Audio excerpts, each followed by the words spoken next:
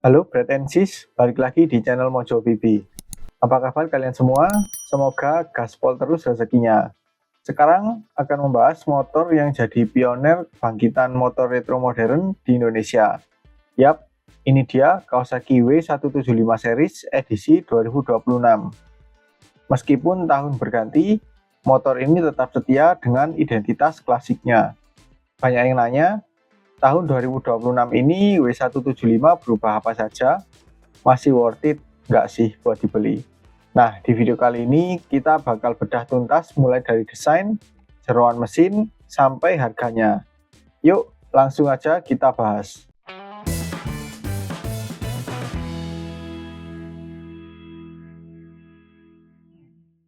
Kita mulai dari poin pertama, desain. Nggak bisa dipungkiri, DNA British Naked Motorcycle di motor ini kental banget. Desainnya timeless alias nggak lekang oleh waktu. Bentuknya serba bulat, simple, dan proporsional. Mulai dari lampu depan, tangki, sampai spakbor. Semuanya ngasih vibe motor tua yang ganteng. Buat kalian yang suka gaya culture atau skena, motor ini emang kanvas kosong yang enak banget buat dimodifikasi, tapi standarnya aja sudah ganteng. Lanjut ke dimensi, motor ini punya postur yang pas buat rata-rata orang Indonesia. Panjangnya sekitar 1930 mm, lebar 765 mm, dan tinggi 1030 mm.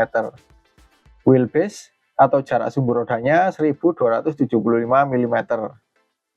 Yang paling penting, ground clearance-nya 165 mm. Jadi aman buat lewat polisi tidur. Beratnya pun cuma sekitar 126 kg, ya tergantung varian. Ini motor enteng banget. Buat macet-macetan di kota, handlingnya lincah parah. Geser ke sektor penerangan, lampu utamanya berbentuk bulat klasik dengan ring chrome yang ikonik.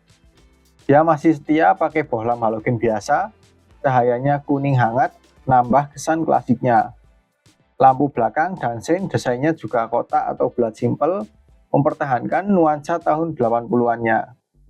Masuk ke kokpit, panel instrumennya sekarang lebih informatif, dan tidak seperti generasi sebelumnya yang full analog, sekarang dikombinasikan dengan digital. Isinya yang analog hanya penunjuk kecepatan, lalu di panel digitalnya ada odometer, dan yang tidak ada di model sebelumnya adalah jam serta penunjuk sisa bahan bakar. Indikatornya sekarang lebih banyak. Ada netral, lampu indikator, sein, ABS, cek engine, dan baterai. Lalu ada dua tombol untuk mengatur menu dan mereset jam atau trip meter. Tombol-tombol di stang standar motor Jepang pada umumnya. Kanan ada engine cut off dan tombol starter. Kiri ada klakson, sein, lampu jauh, dekat, serta pas beam. Stangnya model pipa telanjang yang posisinya agak lebar dan tinggi. Ini bikin posisi berkendara tegap dan santai, nggak gampang pegal buat harian. Ini dia signaturenya, W175, tangki model teardrop atau tetesan air. Kapasitasnya sekarang lebih kecil menjadi 12 liter, namun bentuknya masih mirip sebelumnya. Dengan mesin segini, kapasitas gitu sudah lebih dari cukup buat touring santai tanpa bolak-balik pom bensin.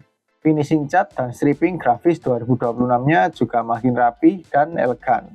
Turun ke jok, desainnya tandem seat dengan motif lebih polos yang empuk dan tebal. Ini bukan cuma nambah ganteng, tapi juga nyaman buat boncengan. Tingginya cuma sekitar 785 mm, jadi kaki napak sempurna buat kalian yang tingginya 165 sampai 170 cm. Sekarang kita bedah dapur pacunya. Mesin 4 tak SWC 1 silinder berpendingin udara. Kapasitas 177 cc, transmisi 5 percepatan manual. Tenaga maksimum sekitar 13 PS di 7.500 rpm dan torsi maksimum di 13,3 Nm di 6.000 rpm. Karakter mesinnya over square, enak banget buat stop and go. Torsinya padat di putaran bawah sampai tengah. Nah, di tahun 2026 ini, Kawasaki menyediakan opsi injeksi yang lebih irit dan responsif. Tapi varian karburator Mikuni VM24 juga masih dipertahankan buat kalian yang suka ngoprek mesin klasik. Urusan tulang punggung, dia pakai rangka semi double cradle yang kuat dan kaku. Suspensi depan teleskopik 30 mm dengan cover shock karet hitam yang nambah kesan gagah.